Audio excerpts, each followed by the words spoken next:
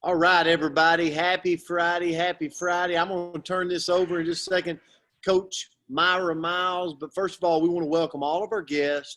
And if you're watching live or you're watching one of the recordings, that is awesome. Make sure you put us, if you're a guest, and maybe in the chat, let us know where you're tuning in from if you've never been on here before.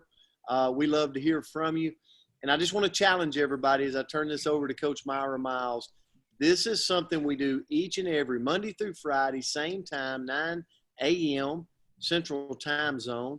And it's just we pick something every day to talk about.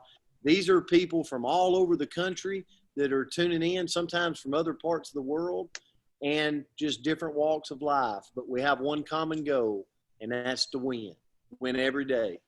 So, Coach Myra Miles, thank you for your all that you do, and I'll turn it over to you. Okay, good morning. I'm real excited about today. We've got a special guest, Coach Krystle Johnson, who is now the head women's basketball coach at Hoover U. That's Hoover High School, but I'm very particular to Hoover High School. Y'all know my background, but I've watched Krystle from her, I knew of Krystle from her sophomore year up. Krystle was a fabulous basketball high school player. Her nickname was Baby Shaq, and she dominated the paint, and she's still dominating in life and everything that she does, and I'm real proud of her. She went on to play at UCLA and transferred over to the University of Alabama, but she is doing amazing things. She's an incredible math teacher. I'm right on that, aren't I, Krystle? Yes, ma'am. Algebra 2. She's anyway, I'm real proud of Krystle. She was a coach in our program at Hoover afterwards. Then she went to Huntsville High School, turned the program around as a head coach, came on to Hoover High, and has taken the Hoover program to a completely different level. Now, I've asked her to speak on persistence because Krystle's had several bumps in the road, and she and her family are some of the most persistent people and successful people I know. So got a lot of respect and love for Krystle. And Krystle, thank you for taking your time. I know you're sitting in your classroom right now, but we really appreciate you being with us today. Well, good morning. Thank you for having me. I want to make sure everybody can hear me. Sometimes the internet is not good here. So is everybody good? Y'all can hear me? Thumbs up. All right. So obviously, Myra, I want to thank you for inviting me to speak. Sometimes when you're doing what you feel like is your purpose, you don't see it as like, for me, being persistent is something that just comes natural. I didn't necessarily see myself as a persistent person. I was just doing what God put me here to do. So of course, when you asked me to speak on this word, I thought, well, maybe I need to go look it up just to see like what it is about me that made her ask me to speak on this word. And when I looked it up, the definition I got was that it was a firm or obstinate continuance in a course of action in spite of difficulty or opposition. And so I had to kind of brainstorm as to what it is I think that makes me stay firm. And sorry, that's the bell because I am at school. Stay firm and just continuously make sure I deal with difficult situations just in the best way that I possibly can. And the first thing I came up with is that I trust God. Regardless of what I'm going through in my life, it's his plan. He's never failed me. So it may not make sense to me. It may not be something that I like, but ultimately I have to know my life is in his hands and that he's going to take care of me. He's going to wrap his arms around me. He will walk with me. Therefore, I have nothing to worry about, even in the midst of bad situations. One of the things I can think of is my last year at Huntsville High. We were 10-20. It was literally the most games that I've ever lost in a year span in my entire life, even as a player. And it's crazy because even though we were 10-20, one of our last wins was we knocked the number 2 team in the state out of the playoffs. And so it was just kind of a sign of, this may seem bad to you, but you're doing what you're supposed to be do as a coach. Your players are responding. And even though it's not looking the way you're used to, I still got you. Like, that's the way I took it. And then it just so happened that the very next season, I won my first state championship as a coach. So that's like a bump in the road that could have discouraged me, could have made me feel like, I don't know if you got it, you don't know what you're doing, but I had to trust that God had a plan. On my mirror in my bathroom, because I'm a control freak, I'm a coach and a math teacher. So that doesn't help when it comes to being a control freak. I had to put the word surrender at the top of my mirror. So every day when I wake up and brush my teeth, I need to see the word surrender, because it's not about what I want, the way I want it. It's all about the way He's going to take me through it. And I also put on the other mirror, I put Proverbs chapter 3, verses 5-6, because that's my favorite Bible verse. And we all just need to me, it's all about trusting in the Lord, because in order for you to continue on your road, regardless of how smooth or difficult it may be, you have to trust Him. Trust that He has you and that He's going to make everything all right. The second thing I have is that you have to be comfortable being uncomfortable. That's something I tell my players all the time, because they're like, well, I've never done this. I've never played this position. I don't want to take a charge. And it's like, life is about you being comfortable, being uncomfortable. If you show how uncomfortable you are every time you're uncomfortable, you won't be somebody that people will want to be around. You won't be somebody that people can count on, because you're always showing, I'm uncomfortable in this. And one of the first time, and I know I lived a sheltered life. I'm from a church family. We were always in church literally every day. And even when we weren't in church, we were doing something with church people. So I've come to the realization through teaching that I was very sheltered. And one of the first times that I actually had to become comfortable and being uncomfortable was when I chose to go to the University of California, Los Angeles. I have one family member in California, and he lives in Burbank. So even though it's close to Los Angeles, it's not really Los Angeles. And I had to ride a public bus for the first time. And for me, coming from Hoover, I was just like, what is going on? Like, I mean, it was very uncomfortable for me. However, I was out there for a goal. I wanted to get my education. I wanted to play basketball in college. So I had to find comfort in the fact that I'm going to be okay. You're out here by yourself, but this is all a part of the growing up process. So I had to learn to get over it. One of the second most uncomfortable times in my life is when I had to make the choice to leave Hoover and go take a job in Huntsville. Like I said, I'm born and raised in Alabama, but Huntsville is not a city that I had ever really been to. I honestly, before I got to college, I told my high school coach, I said, I'm gonna come back and take your job. Because in my head, it was, I'm going to Hoover. Like, that was bottom line. So when I had to make that decision to go to Huntsville and to be open to new people and new things and new possibilities, it was scary.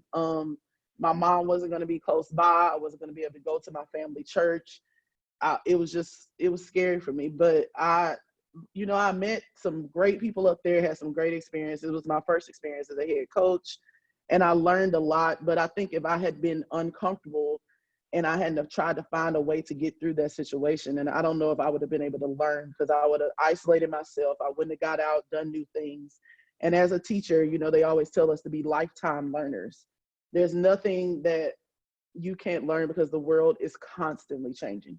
So I had to learn to just be comfortable being uncomfortable. And even now that I'm back at Hoover, it's situations where it's like, I just got to learn to be comfortable being uncomfortable. And sometimes it's just not going to go your way. And for somebody who's sheltered and a little bit spoiled, that's kind of hard for me. But that's just a part of growing up and just understanding that, one, God has you. So don't ever feel like you're in this alone. He's going to be there with you regardless. And also that sometimes you're going to be uncomfortable, but that's okay, because you're still going to get through it and you'll learn from it. And the next time you get to that situation, you won't be uncomfortable with it. I think a lot of that all has to do with mental toughness. And I don't even know if Myra knows this, but my mom and dad come from could seem like difficult backgrounds. My mom's mom got pregnant with her when she was 15. And because she got pregnant at such an early age, basically my mom is adopted. It was an arranged adoption. Her mom basically decided she was going to give my mom to an older couple from her church. And so from the time my mom was born, my grandparents were at the hospital and they took my mom immediately. My dad he was raised in a very rough area in St. Louis, Missouri. He was raised by a single mom. His mom's mom was in the house. He was raised with his mother, his grandmother, and his two aunties in the house. And he was the first son or the first grandson. And he went from that very rough neighborhood to getting an academic scholarship at Columbia University in New York, which is huge because that's an Ivy League school. And I think because of the way they were raised, obviously they tried to do their best to make sure me and my sister never had to go through the things they went through. But obviously life is going to happen, and we're going to go through some stuff. But I think just coming from two people who came through so much and are so mentally tough, it was not an option in my house not to be mentally tough. You didn't cry about little stuff. You found a way to get through it. You prayed about it. You gave it to God, and that was that. That's just the way it was in my house. And when I became a student athlete, it brought a whole extra element of teaching me how to be mentally tough. I have been 6'4", at least 275 pounds since I was 14 years old. But none of my coaches ever said, well, you don't have to run as much as everybody else, or you don't have to do this as much as everybody else. They still made me do everything. And it got to the point that I didn't really see myself as different because I didn't want to make an excuse for myself, because I wasn't going to get much help from home, because at home it was like, oh, we've been through a lot, so we know you can get through it. And obviously my whole family is like that. Like, everybody's just like, pray about it and God will help you figure it out. And that's just the way I've kind of been through adversity. So I think a part of being persistent is that you have to be mentally tough. You can't allow situations to get you down, because God has a calling on your life. He's going to make you go through some stuff, but you have to be tough enough to say, I see the lesson in what's going on, and I'm going to learn from it, and I'm not going to let it get to me. One situation I can think of that I used to be embarrassed to talk about, but when I look back on it now, I'm not. So my senior year at the University of Alabama, I was actually dismissed from the girls' basketball team, from the women's basketball team. To this day, I do not know why I was dismissed, but obviously the coach saw fit to dismiss me. I was the team captain, had been voted team captain by my teammates. And I got kicked off a team, and you got to think about it. My dad's a preacher. My grandfather's a preacher. I come from a church family. So when we had that meeting for her to dismiss me and my other teammate from the team, the first thing I thought was, I'm embarrassing my family. And once I called my mom and explained like what happened, obviously me and my mom were close, so she knew some of the backstory of things that had been going on. She was like, look, you didn't do anything wrong. It's going to be tough for you for a little bit. I'm walking around campus embarrassed, but it got to the point that I was like, you didn't do anything wrong. Hold your head up high. God will take care of you. And sure enough, the athletic director at the time, Mal Moore, and Wendell Hudson, who was an assistant for Mal Moore at the time, basically saw that really I hadn't done anything to be dismissed. And they asked me if I wanted to come back and finish my degree. And I actually accepted, took a job at the math lab. And so it was a lot of things and in that moment, once again, I had to become comfortable being uncomfortable. I wasn't used to getting in trouble. I had never during school even been sent to the principal's office. So for me to be sitting in front of a coach and her to be kicking me off of a team was just like my last whooping was at the age of 5, because I have an older sister that I was like, whatever it is that she's doing, I'm not doing that, because I'm not trying to get what she's getting. So for me, it was just very like, I'm not used to being in trouble, or it felt like I was in trouble for something. And just to know that I came from that to where I am now, and now I'm sending girls to play at the University of Alabama, it just shows like the road that God has me on, and how I just had to trust him, make sure I was comfortable being uncomfortable, and it's all made me mentally tough. And the last thing that I think is a huge element in being persistent is that you have to be consistent. Most people that know me from 18 to now will say, you act the same. Like, I've grown up, but the way I am and who I am and how open I am and how genuine I am and the things that I'm passionate about have not changed. And I think part of that is that, I've come from a situation where I was raised right, and I know that I'm a good person. So sometimes people don't want to be consistent because who they are isn't a good person, but I think that I'm a pretty good person. So with that being said, it's not hard for me to be genuine. Like, I tell the kids in my classroom, I'm the same way to my students as I am to my players. I don't switch it on and off. I'm the same way in this building and then as I am outside of this building, because I am who I am. I'm a child of God. I'm somebody who comes from a great background, and I've learned from my mistakes, and I want to, live up to whatever it is that God wants me to be. I try to make sure I'm honest with people. Sometimes they don't want to hear it, but I'm trying to make sure I'm honest with people. And ultimately, I try to make sure everything I do, I give it 100%. You got to be a hardworking person in sports, out of sports, at your job, in your family, in your relationships. You have to be hardworking at all times, because the moment you take a break, that's when the enemy can come in and stir things up. So to me, those 4 things: trusting God, being comfortable, being uncomfortable, making sure you are mentally tough, and being consistent are what I feel like makes me a persistent person, because sometimes I don't even see the difficulty in my situation because I trust him and I know he's going to get me through it. I know I'm going to be uncomfortable, but I'm like, it's okay. So because of that, I think that's what makes me a persistent person, and it's helped me in my career. It's my 5th year back at Hoover. We won 2 state championships and finished runner-up in 1. So praying we have a season this year, because we would definitely like some redemption from last season, and just continuing to grow as a person, as a coach, in every way possible, because I know that this is what I was called to do. So, I just want to make sure I'm always open to whatever lessons God has to teach me, and, just understanding that even though it might be rough sometimes, that he'll definitely get me through it. So that's all I got to say about that. If y'all have any questions, or I'm not sure the format. Gosh, I am so proud of you. And guys, you can see why she's so successful. She was outstanding. She was an MVP her whole high school, college career. She's continuing now to be an MVP, and every day. I just thought it was your message with persistence today was so spot on. It can be applied to every aspect of our lives, whether you're a coach, whether you're in business, whether you're an entrepreneur, network marketer. You've brought so much value to our coaching Zoom, and we would love for you anytime to join us back every weekday morning.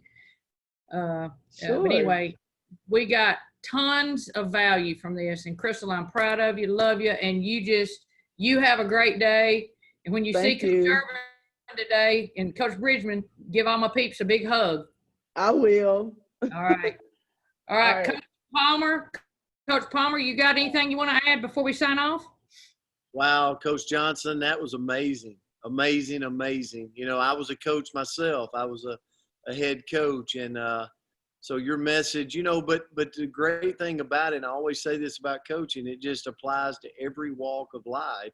Mm-hmm. And, in the world we live in today, this message can be taken across the board. So thank you so much for being here this Friday and finishing us up on a great week. And thank you for your time.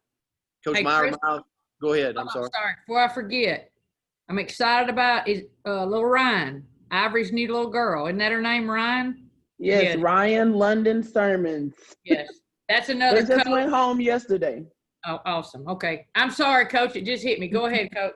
Yeah, no. That's awesome. Thanks, Coach Johnson, and have a great day. Good luck on your season. We're praying you get to play too. So, listen, we topped it off. How many of you? Big clap for Coach Johnson. Yeah, that was amazing. Thank you so much. Listen, as always, let's find somebody today, make them have a better day because we showed up in their life. We'll see you back on Monday. Love you guys. Bye, guys. Love y'all. Have a great day.